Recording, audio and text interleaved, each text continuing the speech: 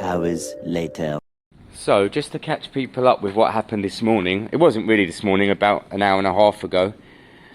I was on my way to MOT on the lexmoto and it died. Now, I know why it died, because it has a battery with a bad cell in it.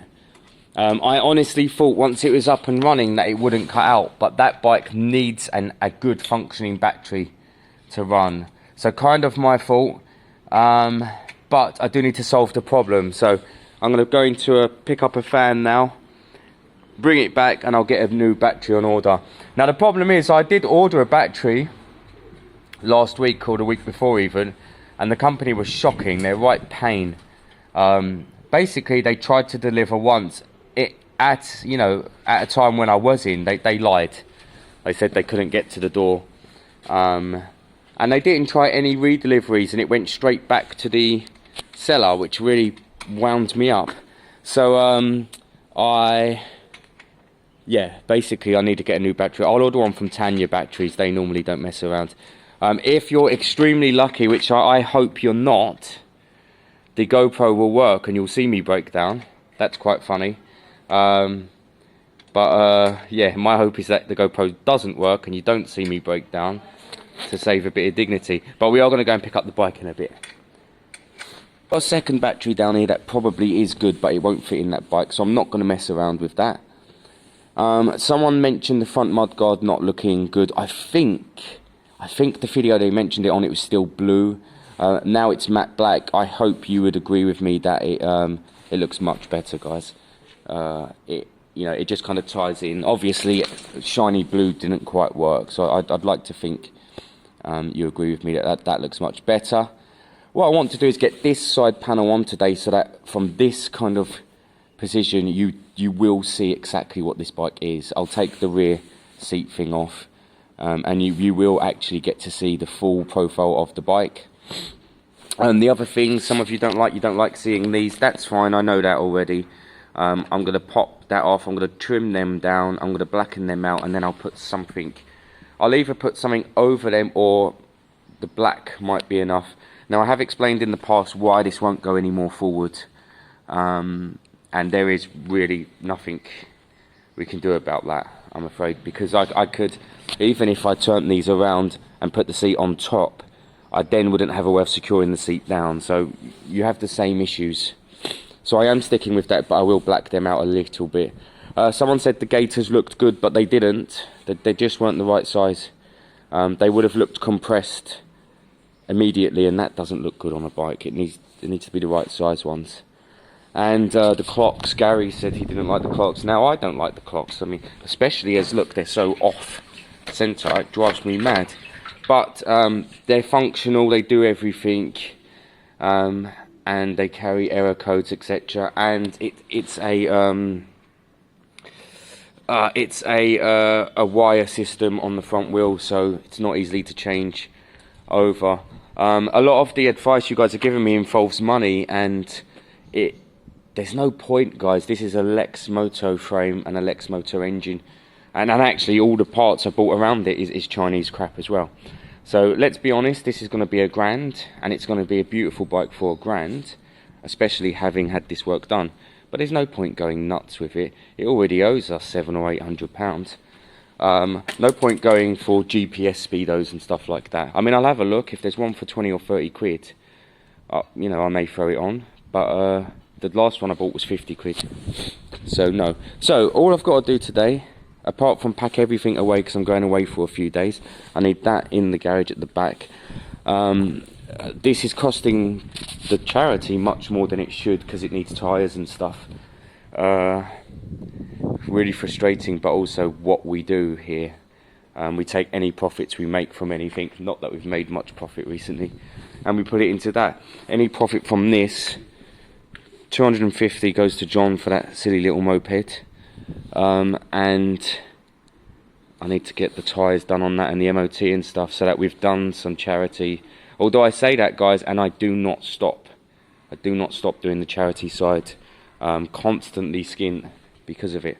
Right, I want that side panel on. Now, the reason I'm not doing this side panel is because, of course, I need a battery. That kind of makes sense. So I want this side panel on.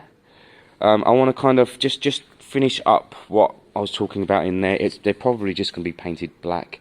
If I've got little rubber bits, I might just make little rubber bungs to go on top. And this side panel on. So in a minute, I think you'll see the bike in what technically will be its entirety, which will be pretty cool. This side will be the finished profile. Okay guys, so this technically will be the final look of the bike. Have a nice close look, see what you think. I only put a bit of the black paint pen on them for now, but I do have a slight plan maybe. I'm considering getting some sort of flap here, maybe even black leather, and just maybe even riveting it on and just flapping it over just to bridge the gaps. And I could do a little strip over there, couldn't I, if I really wanted to.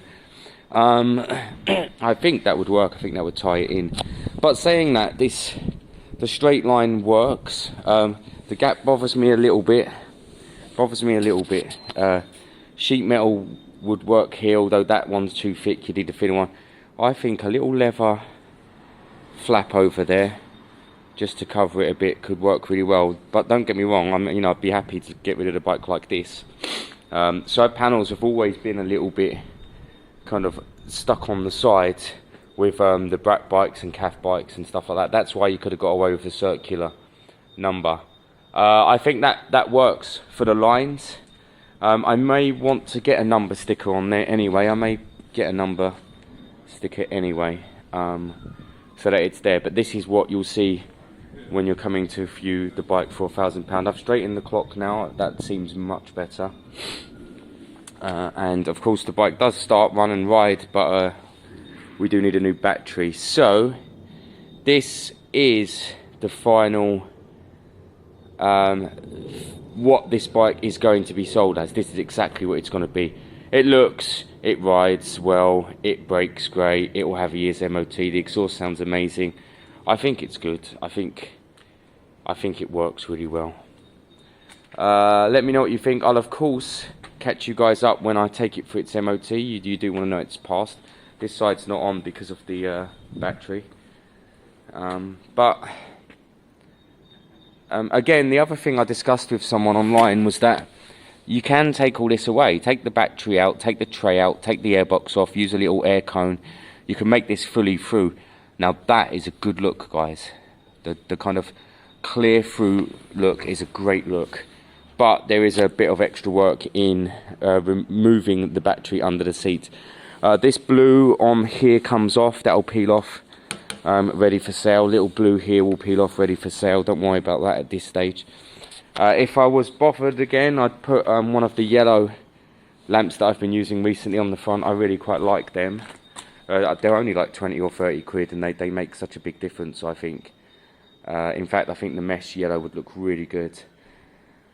And that's it. Yeah, let me know what you think. Kind of, I know there's bits and pieces people don't like. I think you have to remember what this is. This is a cheap eBay Chinese crap build that you can do at home for.